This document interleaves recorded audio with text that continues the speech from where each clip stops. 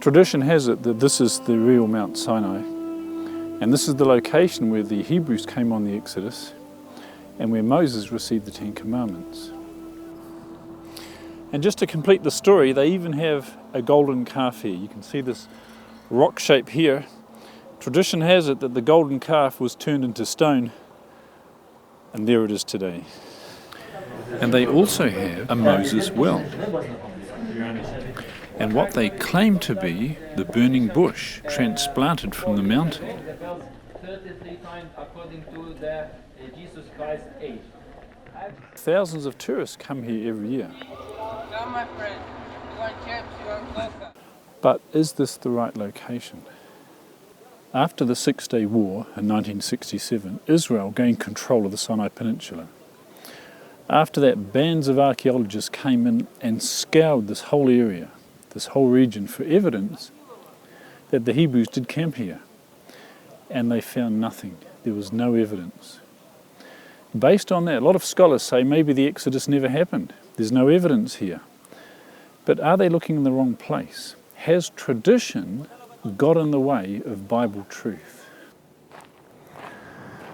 Josephus says Mount Sinai was the highest mountain in the area. Behind here is the traditional Mount Sinai, but actually that's not the highest peak in this area, so it doesn't qualify on that account. Now, 2 million people camping in an area for a couple of years would leave some evidence behind. Is there a mountain that has that evidence? We're here with Dr. Lennart Moller, who I understand does DNA research. Is that right, Lennart? Well, yes, that's not the only thing, but that's one part of my work in the laboratory. When you're a scientist, you look at things from a scientific point of view. And then it really doesn't matter if it's the Bible or you're in the lab or wherever. So my normal work is to look at DNA, but I also work with clinical application, drug development. Also, when we work with these nanostructures, if we have the Hebrews leaving Egypt, that is a very important story or history of the Hebrews.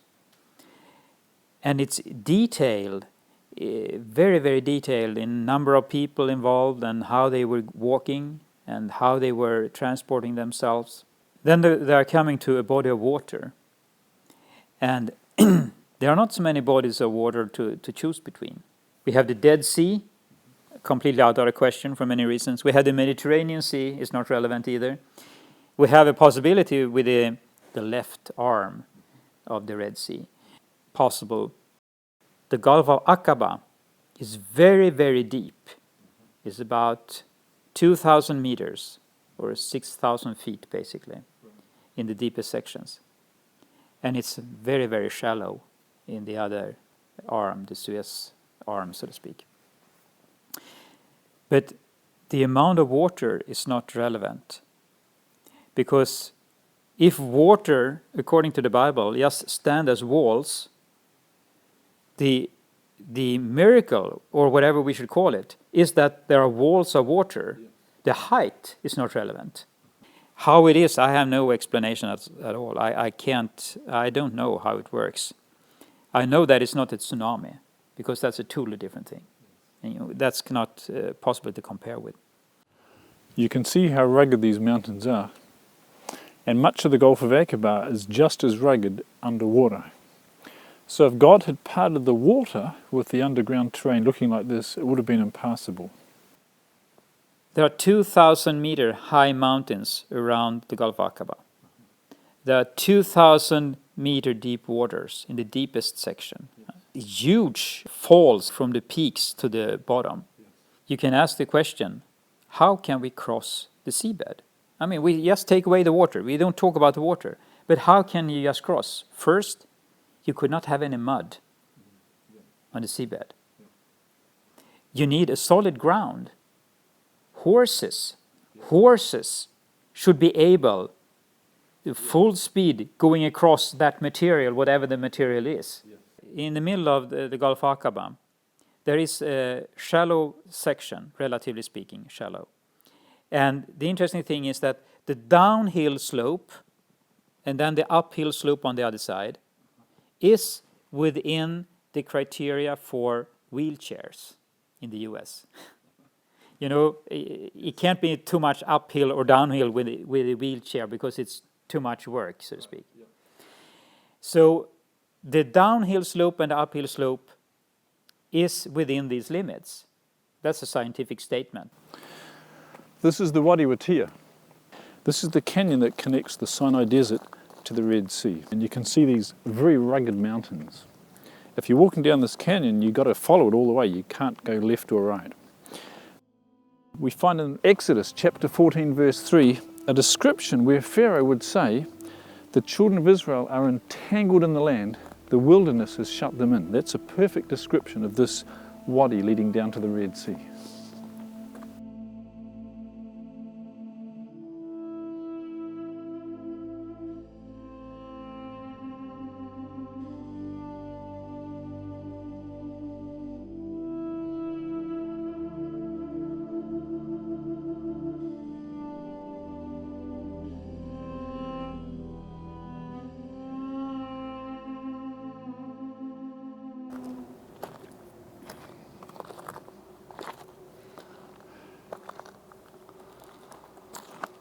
Finally, after walking about 30 kilometres through this wadi, they come to the Red Sea. You can see behind us the Gulf of Aqaba, and behind that, the mountains of Midian.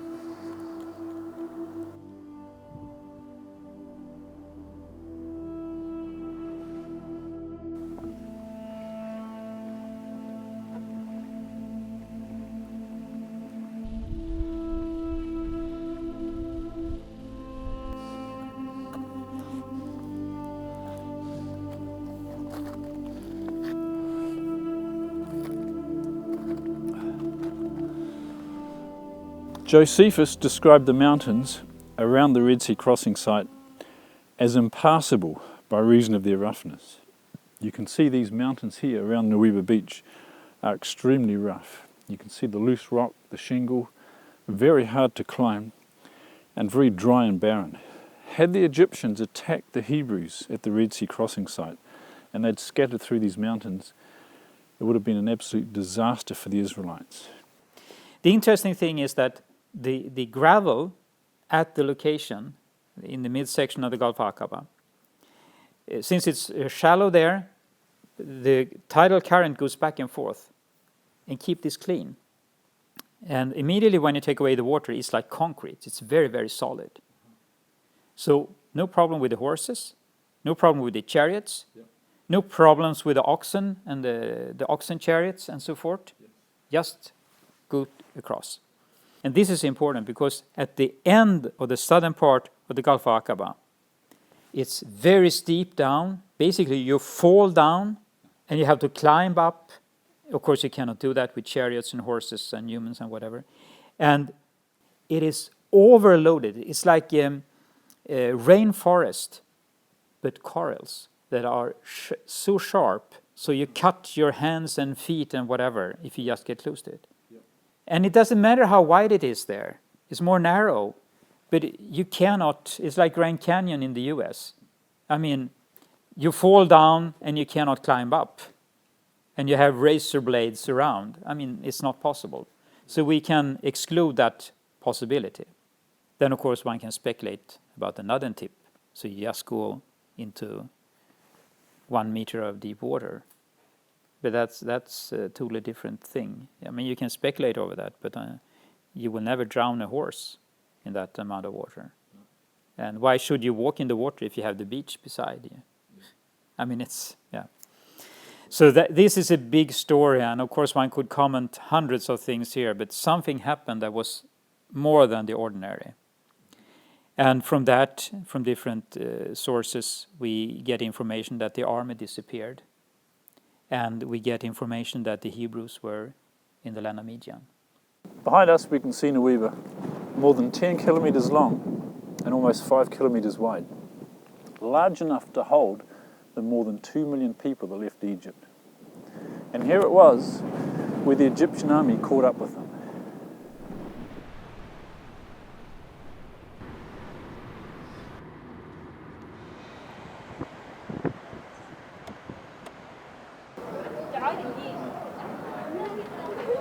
To get a real sense of the height of the water in the Red Sea.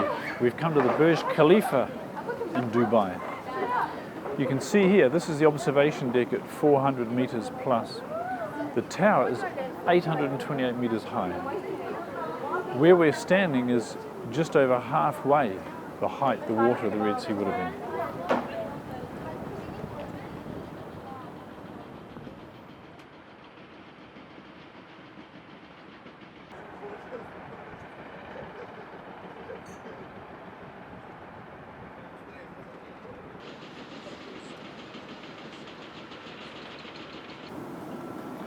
You can imagine the Egyptians walking along the bottom of the Red Sea with walls of water 800 meters towering above them, and that water comes crashing in. We're talking walls of water the height of this building here. No wonder none of the Egyptians survived.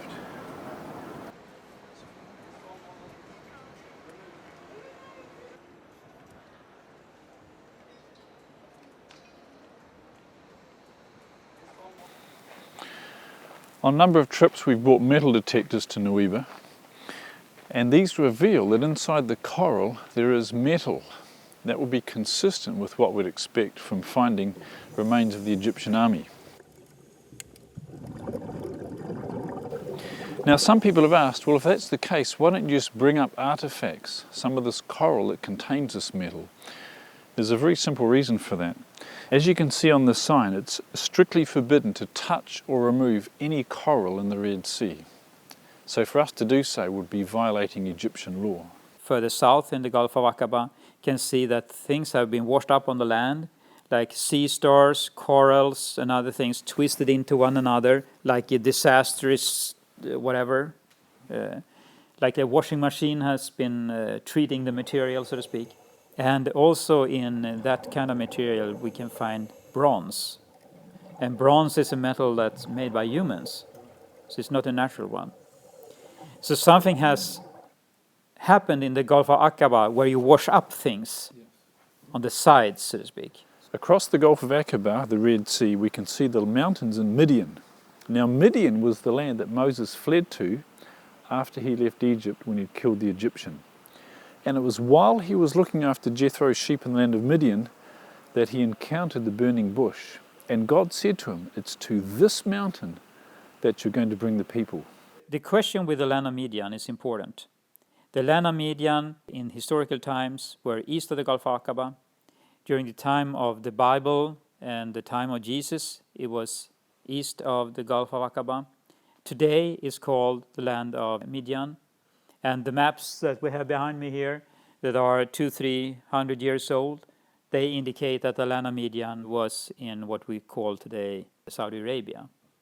Interestingly, when you talk to the Bedouins that have their oral traditions going back, one person said to me, he remembered, they expressed themselves like that, he remembered when their tribe was a Christian tribe, going 1600 years back in time. And the same person says that this land, the land of Midian, has always been the land of Midian. So they have a very strong history that they have as an oral tradition. And of course there might be mistakes and other things there, but still they have a tradition of this that goes far, far back. Again, if we look at the maps here, we can actually see that the living quarters of Jethro, the father-in-law to Moses, lived in that area. So logically, where the Israelites went to on the Exodus following Moses was across there, over in the land of Saudi Arabia. A frequent question I get asked is why, if this is so clear and so obvious, and the evidence is there, why don't more people know about this? And why aren't archaeologists going over there and excavating these things? Well, there's a very simple reason for that. Midian is now in what's called Saudi Arabia today. A very difficult country to obtain an entry visa for. But we're going to go and talk to some people who have been there and look at their evidence.